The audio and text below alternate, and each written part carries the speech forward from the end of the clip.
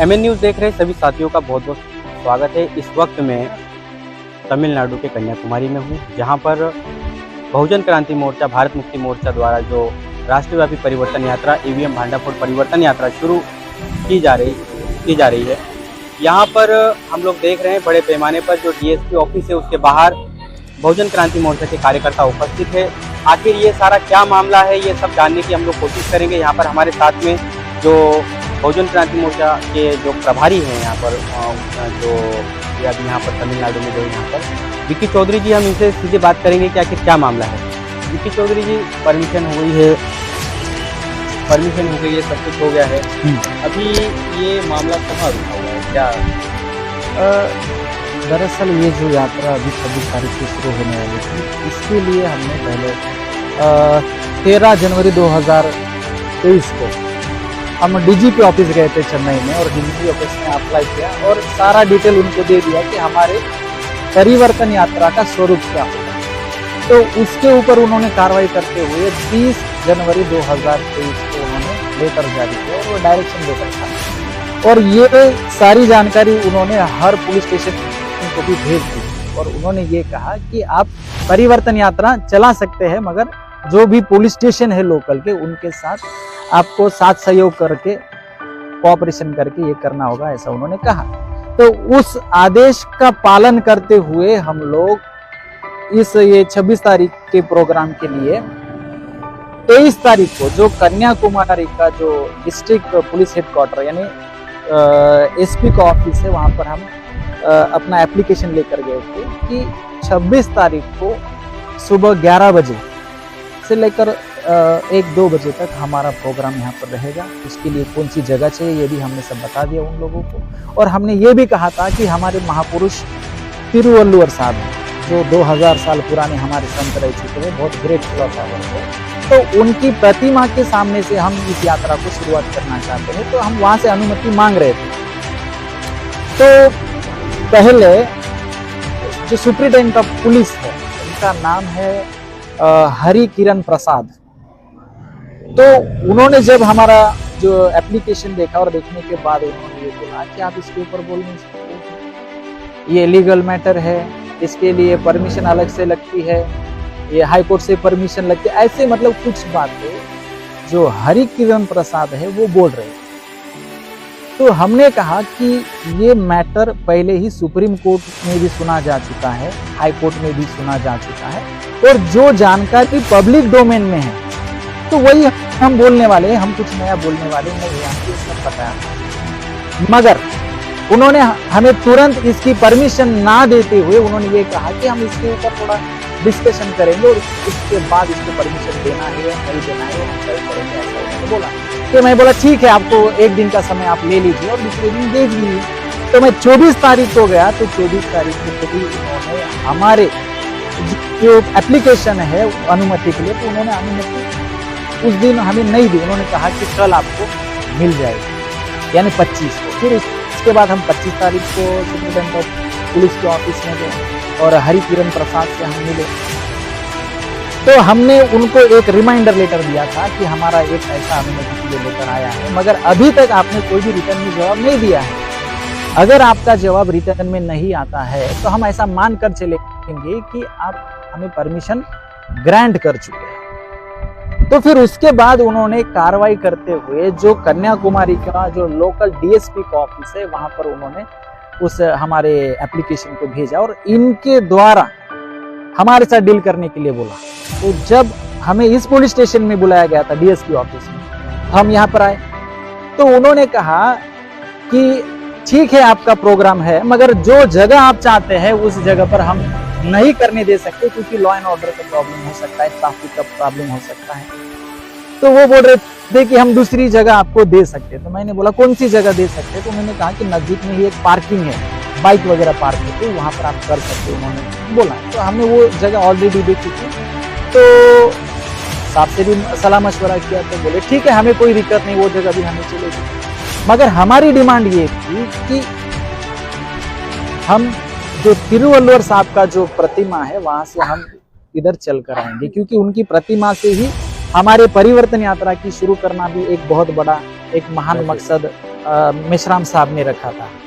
तो उसके बाद भी इसके ऊपर भी सहमति बन गई कि ठीक है, थोड़ा सा कोऑपरेशन करते हुए आप ये भी कर सकते। ऐसा यहाँ के डीएसपी ए राजा इन्होंने हमसे कहा, ओरल में कहा कि ठीक है, अभी हमारे प्रोग्राम का प्रारूप बन चुका था कि जगह कौन सी और कहां से कहां तक आना है, कैसे आना है, सब फिक्स हो गया है। तो फिर हमने कहा कि अभी हमें रिटर्न में दे दो। तो उन्होंने कहा कि आपको 8-9 बजे तक मिल जाएगा। तो हमने बोला ठीक है, हम वेट करते हैं। तो वेट करने के बाद जब हम यहाँ पर 9 बजे पहुंचे, तो 9 बजे जब आए तो उन्होंने कहा कि थोड़ा टाइपिंग चल रहा है, इसके अंदर कुछ करेक्शन है, इसकी वजह से लेट हो रहा है। तो हमें लगा कि हो सकता है बहुत सारे जो एप्लीकेशन है वो टाइप करते रहते, किसी को जवाब देना होता है, किसी को पत्र देना होता है, तो टाइप करते रहते। तो हम ऐसा 11 बजे तक यहाँ पर और 11 बजे तक हम रहने के बाद उन्होंने हमारे हाथ में जो लेटर थमाया ना, तो वो लेटर उन्होंने कहा कि आपकी जो अनुमति है उसको रद्द किया जाएगा। यानी 11 बजे तक उन्होंने हमारा टाइम किल किया, वो भी 25 तारीख की रात तक, ताकि मतलब हम कोर्ट तक भी ना जा पाए, ऐसा भी उन्होंने उसमें मतलब ख्याल रखा गया था। और मेरा स्पष्ट मत है कि ये जो मामला हुआ है, जो एसपी है हरि किरण प्रसाद है, ये उनके कहने पर ही ये सब हुआ है कि इनकी अनुमति हम रद्द करेंगे और इनके पास कहीं जाने के लिए समय भी नहीं बचेगा। मगर उन्होंने दूसरा ये बोला था कि जो लोकल डीएसपी, उन्होंने बोला था कि आपने जिस जगह के लिए परमिशन मांगी थी, जहां पर आप प्रोग्राम करना चाहते थे, तो उसका जो लेटर है वो रिजेक्ट हो गया, वो अनुमति आपको नहीं मिलेगी। मगर उन्होंने हमसे ओरल में प्रॉमिस किया था ना कि हम इस पार्किंग की जगह में आपको हम ये कार्यक्रम करने देंगे और आपको जो त्रिवेणी संगम जिसे बोलते हैं, तिरुवल्लर साहब की प्रतिमा है, तो वहां से हम आपको आने की भी अनुमति देंगे, उन्होंने कहा। फिर हमने बोला तो ठीक है, मगर हमें रिटर्न में चाहिए। तो मामला आखिरी में यहां पर रह गया कि वो रिटर्न में देने के लिए तैयार है। अभी आज 26 तारीख है, लगता है 12 बजे, तो वो अभी भी बोल रहे कि आप प्रोग्राम कर सकते हैं, मगर हमारी डिमांड ये है कि हमें रिटर्न में परमिशन चाहिए। वो रिटर्न में परमिशन उन्होंने नहीं दिया, इसलिए हम हमारे फंडामेंटल राइट्स का यहाँ पर उल्लंघन हो रहा है। और जो पुलिस प्रशासन के जो एसपी है, जो जिला प्रशासन के मुखिया जो है हरि किरण प्रसाद जो है, वो जानबूझकर कॉन्स्टिट्यूशन के विरोध में बिहेव कर रहे हो और हमारे फंडामेंटल राइट्स का वो उल्लंघन कर रहे हैं। तो हमारा ये कहना है कि हम विदाउट रिटर्न लेटर हम हटेंगे। हमें प्रोग्राम करना है, मगर विथ परमिशन करना है। अगर आप ऐसा लेटर जारी नहीं करते, आप अनुमति नहीं देते हैं, तो हम अपने फंडामेंटल राइट्स के लिए, संविधान के लिए, इस देश के लिए हम अपने आप को अरेस्ट करवाने के लिए तैयार है, वो भी किसी भी प्रकार का लॉ एंड ऑर्डर का प्रॉब्लम खड़ा ना करते थे। तो अभी हम तुरंत उनको, अभी जब हम सारे लोग अरेस्ट होने के लिए आ गए, तो फिर वो भी उधर से अभी टेंशन में आ गए। एसपी ने दूसरा एक इंस्पेक्टर इधर भेजा है कि वो अलग से डील करेगा करके, तो उनसे भी हमारी बात हो गई है अभी। तो आखिरी में हमने जो डिबेट उनके सामने रखा है कि अगर आप ओरल की बात करते हो, और वो जो डीएसपी है उन्होंने भी कहा था कि आपकी बात सही है, मगर हम यहाँ पे ऐसा फॉलो नहीं करते। तो मैंने उनके सामने सवाल खड़ा किया था कि आपके कन्याकुमारी में रूल ऑफ लॉ है या तुम्हारा रूल है, यानी कानून का राज है या तुम्हारा राज है। तो वो फंस गया। तो अभी जो नागरकोइल से जो आदमी आया है, यानी जो इंस्पेक्टर आया है, और जो लोकल डीएसपी, वो लोग अभी बातचीत कर रहे कि अभी क्या कर। तो ओवरऑल अभी ये मसला है कि वो अभी ज्यादा प्रेशर में है, टेंशन में है, उनके ऊपर बहुत ज्यादा अभी प्रेशर क्रिएट हो गया है। और जो इम्पैक्ट हम यहाँ पर परिवर्तन यात्रा के माध्यम से क्रिएट करना चाहते थे, लोगों को भी मैसेज देना चाहते थे और देश को भी मैसेज देना चाहते थे कि भारत देश का कोई भी कोना हो, वहां पर हमारी मूवमेंट भारत मुक्ति मोर्चा, बहुजन क्रांति मोर्चा मौजूद है और हमेशा लगातार हमारे हक और अधिकारों के लिए, हमारे बहुजन समाज की इस मूवमेंट को आगे बढ़ाने के लिए मजबूत है। और अभी तक भी वो जो रिटर्न जो अनुमति है अभी तक नहीं मिली है। तो अब हम इसके विरोध में हाई कोर्ट में रिट पिटीशन भी दाखिल करने वाले हैं। और जो हरि किरण प्रसाद है, उन्होंने बहुत सारी जो इलीगल बातें की है और उन्होंने हमारा समय भी किल किया। तो इनडायरेक्टली इसका मीनिंग ये होता है कि हमारे वो आर्टिकल 19 के तहत आने वाले जो अधिकार है, जो राइट टू एक्सप्रेस है, राइट टू फ्रीडम है, राइट टू असेंबल है, राइट टू एक्सप्रेस है, तो इसका वो उल्लंघन कर रहे हैं। इससे साफ दिखाई देता है। तो आखिरी में हम ये कहना चाहते हैं कि ये हम अपने आप को अरेस्ट करवाने के लिए तैयारी है। अगर वो हमें अरेस्ट नहीं भी करते हैं तो उसके बाद हम हाई कोर्ट और सुप्रीम कोर्ट का रास्ता अपना कर हम अपने अधिकारों की लड़ाई हम न्यायपालिका में भी लड़ने का काम करेंगे। और मैं आपको विश्वास दिलाना चाहता हूँ कि ये यात्रा जो है, परिवर्तन यात्रा जो कन्याकुमारी से जो शुरू होने वाली है, वो बहुत ही बढ़िया तरीके से शुरू हो गई। और ये बहुत बड़ा मैं एक अचीवमेंट मानता हूँ कि यहाँ का जो प्रशासन है उसको हमारी दखल लेनी पड़ रही है। और इससे ये साबित हो जाता है कि आज तक हमारी बहुत सारी मूवमेंट खड़ी हुई, मगर राष्ट्रव्यापी जो संगठन खड़ा होना चाहिए था इसके पहले नहीं था। मगर ये अभी जो भारत मुक्ति मोर्चा और बहुजन क्रांति मोर्चा है, ये राष्ट्रव्यापी संगठन है। कश्मीर से लेकर कन्याकुमारी तक है। ये लोगों को अभी पूरा समझ में आ गया है। तो इसको हम एक बहुत बड़ी अचीवमेंट मानते हैं। बस मैं इतना ही कहना चाहता हूँ। इस वक्त आप देख सकते हैं हमारे साथ में विकी चौधरी हैं, जिन्होंने हमको सारी बातें बताई है किस प्रकार से जो यहाँ के पुलिस प्रशासन ने बहुत बड़े पैमाने पर ये जो प्रोग्राम है, ये जो यहाँ पर यात्रा जो चल रही थी, इसको रोकने का काम किया है। आप देख सकते हैं यहाँ पर मेरे साथ में बड़े पैमाने पर यहाँ पर भारी संख्या में जो है यहाँ पर कार्यकर्ता उपस्थित है। पुलिस प्रशासन के माध्यम से बहुत ज़्यादा प्रेशर बनाया गया है, डर बनाया गया है। हम लोग जब आ रहे थे, हम लोगों ने देखा कि रास्ते में जगह जगह पर जो है पुलिस प्रशासन के लोग खड़े हैं। वो लोगों को आने में यहाँ पर आ रहे हैं, उनके ऊपर ध्यान रख रहे हैं।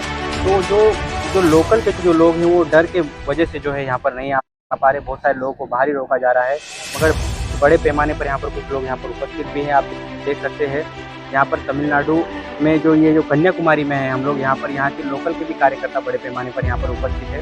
हम लोग बात करने की कोशिश करेंगे। Why to come DSP office, sir? Permission. Okay. ஏற்கனவே ஜனநாயக அடிப்படையில் இவிஎம் மிஷினில் நிறைய ப்ராப்ளம் வருது. அந்த ஓட்டு யாருக்கு நாங்கள் போடுறன்றதே தெரியல. நாங்கள் ஃபைட் பண்ண பிறகு தான் விபிடியிலே கொண்டு வந்தோம். விபிடி அந்த மிஷினில் யாருக்கு போட்டுன்றது தெரியுது. ஃபைட் பண்ணது சுப்ரீம் கோர்ட்டில், ஹைகோர்ட்டில் ஃபைல் பண்ண பிறகு தான் அந்த நீதி எங்களுக்கு கிடைச்சது. இந்த வருகின்ற பாராளுமன்ற தேர்தலில் இதுபோல் அநியாயங்கள் நடத்தக்கூடாது. பாமர மக்களுக்கு எடுத்து சொல்லணும். ஜனநாயக அடிப்படை எடுத்து சொல்லணும். ஜனநாயகத்தை காப்பாற்றி ஆகணும். யாருக்கும் எந்தவித இடையூறும் பண்ணக்கூடாது. அப்பாவி மக்களுடைய அந்த பேலட் பேப்பர், அவங்களுடைய ஓட்டு வீணா போகிறதை காப்பாற்றுறதுக்காக பழைய ஓட்டு அமைப்பை, இந்த பேலட் பேப்பர் பழைய ஓட்டு அமைப்பை கொண்டாடணுன்றதுக்காக காஷ்மீர்லேருந்து கன்னியாகுமரி வரைக்கும், கன்னியாகுமரி காஷ்மீர் வரைக்கும் ஆல் த இந்தியன் பீப்புளுக்கு, எல்லா இந்தியர்களுக்கும் எடுத்து சொல்லணும்னு அவள் 2000 ஆண்டுகளுக்கு முன்னாலே நீதியை போதித்த திருவள்ளுவர் சிலையிலிருந்து நாங்கள் நியாயமாக தான் ஆரம்பித்தோம். பர்மிஷன் அனுமதி கேட்டோம். ஐயா அவங்க வாயில ஓரல தான் சொல்றாங்க அனுமதி கொடுக்குறேன்னு, ரிட்டர்ன்ல கொடுக்க மாட்டேங்கிறாங்க. ஏன் கொடுக்க மாட்டேங்கிறாங்க எங்களுக்கு தெரியல. நாங்க வேற எந்த விதமான அசம்பாவிதங்களுக்காக இங்க வரல. ஜனநாயகத்தை காப்பாற்றணும், ஓட்டுரிமையை காப்பாற்றணும்.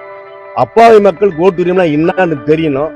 அவங்க போட்டது யாருக்கு போட்டாங்கன்றத பார்க்கணும். இதுதான் அல்டிமேட். அதுக்கு என்ன ஏன் இந்த நாளை தேர்ந்தெடுத்தோம்னா, வை we are choosing on the day of Republic Day on 26 ஜனவரினா அவர் பாபா சாஹிப் அம்பேத்கர், எங்களுடைய தெய்வம் அம்பேத்கர் அவர்கள் 1950 இதே நாள்ல அவர் அழகா சொல்லியிருக்கார், in politics we will equality, in social and economic life we will inequality, we must remove this contradiction or else those who suffer from inequality will blow up the structure of political democracy என்று 1950 அவர் சொன்னது 2024 எங்களுக்கு நடந்திருக்கிறது என்பதை நாங்கள் மன வருத்தத்தோடு தெரிவித்துக் கொள்கிறோம். ஜனநாயக அடிப்படையில் எங்களுக்கு உரிமை, ராஜீவ்காந்திக்கு உரிமை கொடுத்தாங்க, அவங்களுக்கு உரிமை கொடுத்தாங்க, அதை பத்தி எங்களுக்கு கவலை இல்லை. இந்த நாட்டினுடைய உரிமையை, இந்த நாட்டுடைய ஜனநாயகத்தை, தர்மத்தை, ஏழை எளிய மக்களுக்கு வாக்குரிமைனா என்ன, அது இந்த பண்ணணும். அந்த ஓட்டுரிமை one man one vote one value அது எல்லாருக்கும் தெரியணும். அந்த ஓட்டுரிமை பாழாகக்கூட அந்த நல்ல எண்ணத்தை அடிப்படையில் நான் பொதுமக்களுக்கு சொல்லும் தெரிவிச்சு வேற எந்த அசம்பாவிதத்தை இங்கே நடத்தணுன்றதோ எந்த குறித நோக்கமே என்ன இல்லை. எங்களுடைய தலைவர் நிஸ்லாம் பாவன் பிஸ்ராப் ஜி அவர்கள் எங்களுக்கு அறிவுறுத்தியபடி அமைதியான முறையில் சாத்வீக முறையில் தர்மத்தின் அடிப்படையில் நாங்கள் இந்த ஊர்வலத்தை நடவடிக்கைக்கு அனுமதி கேட்டா ஓரல் வாயில தான் சொல்றாங்க, ரிட்டர்ன்ல கொடுக்க மாட்டேங்கிறாங்க. அது ஏன்னு எங்களுக்கு தெரியல. உங்களை மாதிரி பிரஸ் ரிப்போர்ட்டர்ஸ் எல்லாம் கேட்டு தான் பதில் சொல்லுவோம் என்பதை வாய்ப்பளித்து உங்களுக்கு அத்தனை பேருக்கும் நன்றி கூறி விடைபெறும். ஜெய் भीम जय भारत। तो आप देख सकते हैं यहाँ पर तमिलनाडु से बड़े पैमाने पर जो कार्यकर्ता उपस्थित है। हम लोग आपको दिखाने की कोशिश कर रहे हैं कि डीएसपी ऑफिस के बाहर यहाँ पर जो प्रोटेस्ट चल रहा है, बड़े पैमाने पर लोग यहाँ पर उपस्थित हैं। यहाँ पर जो यहाँ के जो सुनील जो अपने यहाँ के तमिलनाडु के ये प्रभारी भी हैं, हम इनसे भी बात करना चाहेंगे। सब प्रभारी हैं साउथ इंडिया के, पूरे साउथ इंडिया के, वो भी यहाँ पर उपस्थित है। वो इस सब मामले को किस प्रकार से देखते हैं, हम उनसे भी जानने की कोशिश करेंगे। सुधीर नाग जी, आज हम लोग देख रहे हैं, आज 26 जनवरी है। इस 26 जनवरी के दिन में आप लोग यहाँ प्रोटेस्ट कर रहे थे। गवर्नमेंट जो यहाँ की जो पुलिस प्रशासन है, उस पुलिस प्रशासन के माध्यम से उसको रोकने का काम भी किया। आपको क्या लगता है, क्या संविधान वाकई में लागू हुआ है या अभी भी आपके अधिकारों को रोका जा रहा है? वास्तव में देखा जाए तो 1952 से लेके इंडिया में कांशीराम साहब कहा करते थे, मनी इस देश का जो शासक है, उन्होंने जो पॉलिटिकल कंट्रोल इंडिया पर बरकरार रखा हुआ है, वो political control money, mafia and media, इसके तहत उन्होंने आज तक उनका अगर रवैया देखा जाए और उनका पॉलिटिकल कंट्रोल अगर देखा जाए तो ये मनी, माफिया एंड मीडिया के माध्यम से उन्होंने पॉलिटिकल कंट्रोल किया। 2004 के बाद अगर देखा जाए तो बहुत बड़ा बाबा साहब के बाद और कांशीराम साहब के आंदोलन के तहत, या यूँ कहा जाए तो सामाजिक और राजकीय चेतना निर्माण होने के बाद इंडिया में जो पॉलिटिकल लेवल का जो भूचाल निर्माण हुआ और उसके तहत इंडिया की राजनीति में, भारत की राजनीति में जो हलचल निर्माण हुई, उसके कारण जो दबा कुचला जो वर्ग है, जो बहुजन समाज है, बहुजन समाज की जो राजनीति है, वो बहुजन समाज की राजनीति भारत में उभर कर आई और इसका नतीजा हम लोगों को दिखाई देता है 1989 के बाद। तो 1989 के बाद हमें ये दिखाई देता है कि इंडिया में स्टेबल गवर्नमेंट बनाना किसी भी पार्टियों को मुश्किल होने लगा था। 1989 के बाद अनस्टेबल या यूँ कहा जाए इनस्टेबिलिटी, जो भी सरकारें बनी बनती थी तो अनस्टेबल गवर्नमेंट होती थी और 2004 तक इसको हम लोगों ने देखा। इसी जो इंस्टेबिलिटी है, अनस्टेबल गवर्नमेंट है, इसको कांशीराम साहब ये कहा करते थे कि बहुजन समाज बनने की प्रक्रिया इंडिया में जब शुरू हुई, बहुजन समाज बनने की प्रक्रिया इंडिया में शुरू हुई तो जो सरकारें 5-5 साल टिकती थी, चलती थी, वो सरकारें कम समय में गिरने लगी। तो शासक जातियों ने सोचा कि क्यों ना हमारी ही सरकार, हमारी आज के तारीख में ब्राह्मणों की 5 नेशनल पार्टियां है और अभी आम आदमी पार्टी भी बनिया की पार्टी, तो इसको देखा जाए तो कांशीराम साहब ये बोलते थे कि जिसकी जितनी संख्या भारी उसकी उतनी हिस्सेदारी, वोट हमारा राष्ट्र तुम्हारा नहीं चलेगा, ये बात कांशीराम साहब बोलते थे। लेकिन हमें ये दिखाई देने लगा 2004 के पहले जब बैलेट होता था, बैलेट से चुनाव होता था, तो इंस्टेबिलिटी या अनस्टेबल सरकार, अस्थिर गवर्नमेंट हमें दिखाई देती थी। लेकिन शासक जाति के लोगों ने क्या किया, 2004 से ईवीएम लाने के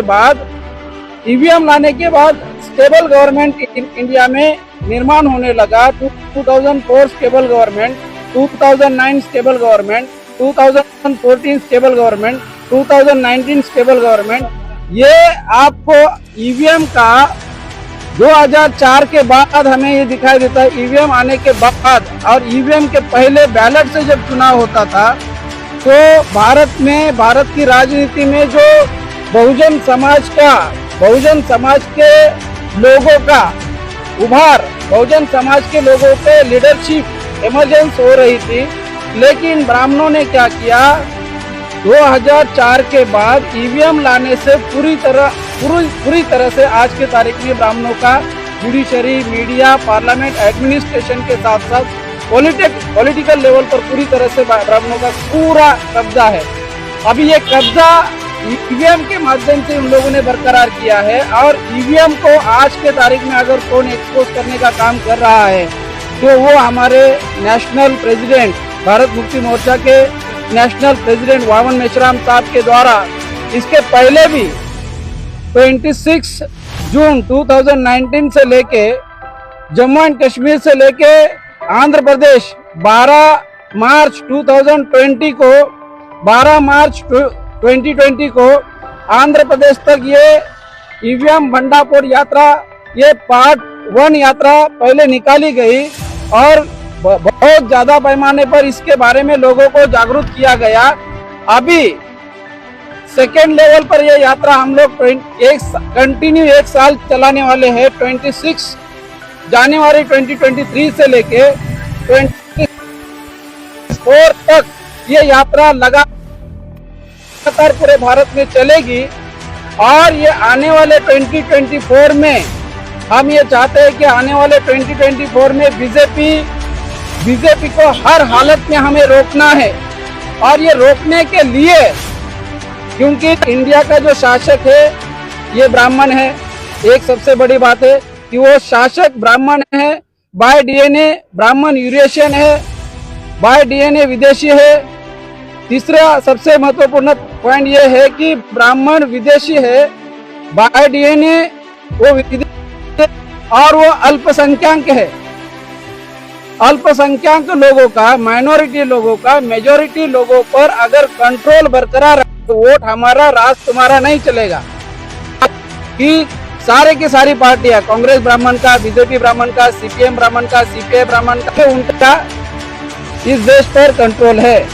तो हम ये ईवीएम के माध्यम से जो ब्राह्मणों ने जो कंट्रोल बरकरार रखा है, इस कंट्रोल को, इस ईवीएम भंडाफोड़ को, ईवीएम को, ये जो EVM scandal to expose EVM scandal, ये जो यात्रा हम लोग भारत भर निकाल रहे हैं, ये यात्रा निकालने से ही लोगों को पता चलेगा। क्योंकि भारत का जो मीडिया है, ये मीडिया ब्राह्मण बनिया का मीडिया है। तो आज के तारीख में जुडिशरी, मीडिया, पार्लियामेंट, एडमिनिस्ट्रेशन पर ब्राह्मणों का पूरी तरह से कब्जा होने के बाद जो कॉन्स्टिट्यूशनल इंस्टीट्यूशंस है, कॉन्स्टिट्यूशनल इंस्टीट्यूशंस पर भी, जैसे कि जो चुनाव आयोग है, चुनाव आयोग ने एज पर आर्टिकल 324 के तहत फ्री, फेयर एंड ट्रांसपेरेंट चुनाव करना चाहिए। चुनाव आयोग ये एक रूलिंग कम्युनिटी का एक पार्ट बन गया है। वो केवल ब्राह्मणों के favour, in the interest of ब्राह्मण, उन्होंने in the interest of public काम करना चाहिए। जितनी भी इंडिया में जो कॉन्स्टिट्यूशनल इंस्टीट्यूशंस है, वो इंस्टीट्यूशन ने in the interest of public, लोगों के, by the people, of the people, for the people के लिए उन्होंने काम करना चाहिए। ये कॉन्स्टिट्यूशन का पर्पस है। कॉन्स्टिट्यूशन लिखने का, कॉन्स्टिट्यूशन लागू करने के पीछे का ये बृहद ऑब्जेक्टिव है। लेकिन हमें ये दिखाई देता है 1952 के बाद हमें ये दिखाई देता है कि केवल 3.5% ब्राह्मणों का और उनके हितों का, उनके इंटरेस्ट के बारे में सोचा जाता है, उनके इंटरेस्ट को ध्यान में रखते हुए काम किया जाता है। इसी बात को लेके हम लोग 1952 से अगर हम देखते हैं मनी माफिया मीडिया, आज के तारीख में मनी माफिया मीडिया के साथ अभी उन्होंने ईवीएम भी जोड़ दिया है। तो आज ब्राह्मणों का अगर वर्चस्व इंडिया में है तो केवल ईवीएम के माध्यम से है और ईवीएम खत्म, ब्राह्मणिज्म खत्म। इसलिए हम लोग ये ईवीएम का जो यात्रा है, ईवीएम भंडाफोड़ जो यात्रा है, ये पूरे भारत भर में अगर हम लोग इसको एक्सपोज करते हैं तो ब्राह्मणिज्म जो है वो खत्म होता है। ये ब्राह्मणिज्म जिस ब्राह्मणिज्म के वजह से जो लोग शासक जाति के लोग हैं, जिनको बेनिफिट होता है, जो लोग बेनिफिशरीज है, सिस्टम के बेनिफिशरीज है, जिनको फायदा होता है, वो लोग इसको बचाने में लगे हुए हैं। और ये जो पुलिस प्रशासन है, ये उनके अंडर काम कर रहे हैं। IB, CBI, ED, supreme court, election commission, इसमें सारे लोग इन्वॉल्व है। आज के तारीख में हम लोग कल इन्होंने यहाँ पर हम लोग रात भर पूरी रात जागकर यहाँ पर हम लोगों ने 4-5 लोगों ने पूरा रात भर यहाँ पर परमिशन के लिए यहाँ पर रुके थे। इन लोगों ने परमिशन नहीं दिया। पूरी रात भर हम लोग यहाँ पर खड़े थे, सोए नहीं। रात भर हम लोगों ने यहाँ पर पूरी रात जगाई। रात भर हम लोगों को इन्होंने सताया। हम ये चाहते हैं, ये लोग जो है, ये क्लास, ये ब्राह्मणों का गुलाम है। तो हम ये चाहते हैं कि ईवीएम अभी आने वाले समय में जैसे जैसे ये यात्रा आगे आगे निकलेगी और भी हमें दिक्कतें आ सकती है। तो हमारे भारत के लोगों को, तमाम मूल निवासी बहुजन समाज के लोगों को ये मैसेज देना चाहते हैं कि हमें हर हालत में 2024 को ये ईवीएम का भंडाफोड़ करना है। और ये जो शासक जाति के लोग हैं, जिसको ये पॉलिटिकल लेवल पर जो केवल और केवल आज के तारीख में पॉलिटिकल, ये जो ईवीएम के माध्यम से पॉलिटिकल कंट्रोल, पॉलिटिकल कब्जा जिन्होंने बरकरार रखा है ब्राह्मणों ने, वो कब्जा अगर हम इस कब्जे को अगर खत्म करना है तो ईवीएम को हमको खत्म करना होगा। ईवीएम के अगेंस्ट में लोगों में जागृति फैलाना होगा। ईवीएम के माध्यम से ये लोग आ रहे हैं।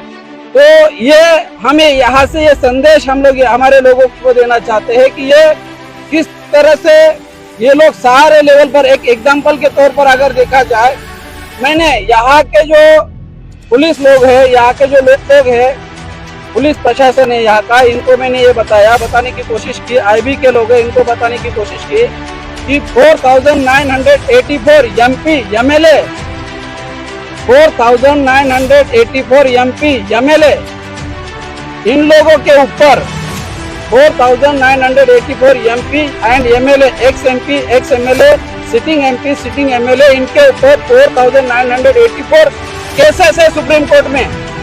जिन लोगों के ऊपर सुप्रीम कोर्ट में केसेस है, आप उनको परमिशन दे रहे हैं। जिन लोगों के क्रिमिनल केसेस है, इन लोगों के ऊपर सुप्रीम कोर्ट में क्रिमिनल केसेस है, सीरियस केसेस है, ऐसे लोगों को आप लोग परमिशन दे रहे हैं। और हमारा आप लोग रिकॉर्ड चेक कर लेना, हमारा कोई भी आप लोग सबूत के साथ लेके आओ कि हमारा ऐसा कोई क्रिमिनल कॉन्स्टिट्यूशन में ये यात्रा निकाल रहे हैं। तो हम आप लोगों को गुजारिश करते हैं कि ये यात्रा हर हालत में हमें सफल बनाना होगा। इसी बात को मैं यहाँ पर आप सभी ने मेरी बात सुनी। धन्यवाद, थैंक यू वेरी मच। आप देख सकते हैं मेरे साथ में जो मैंने आपको बताया, यहाँ पर तमाम बड़े पैमाने पर कार्यकर्ता यहाँ उपस्थित है। आप देख सकते हैं इस वक्त जो है सारे कार्यकर्ता जो है वो कार्यकर्ता डीएसपी ऑफिस के बाहर सभी लोग खड़े हैं और यहाँ पर जो है अपना प्रोटेस्ट मार्च जो है प्रोटेस्ट अपना दर्शाने की कोशिश कर रहे हैं, प्रोटेस्ट यहाँ पर कर रहे हैं। जैसे आपने देखा कि बड़े पैमाने पर आपको बताया, विक्की चौधरी जो यहाँ के प्रभारी है उन्होंने ही बताया और बाकी तमाम लोगों ने बताया। हम लोग देख रहे हैं बड़े पैमाने पर यहाँ पर प्रोटेस्ट हो रहा है। सभी का ये कहना है कि परमिशन हमको जो है पुलिस ने केवल मौखिक परमिशन दी है कि आप यहाँ पर प्रोग्राम कर सकते हैं, मगर जो कार्यकर्ता है कार्यकर्ताओं का कहना है कि हमें लिखित में परमिशन चाहिए और उसी को लेकर के यहाँ पर सभी लोग यहाँ पर जो प्रोटेस्ट करने के लिए यहाँ पर रुके हुए हैं। आगे जो भी गतिविधियाँ या फिर जो भी कुछ होता है वो आपको जरूर दिखाया जाएगा।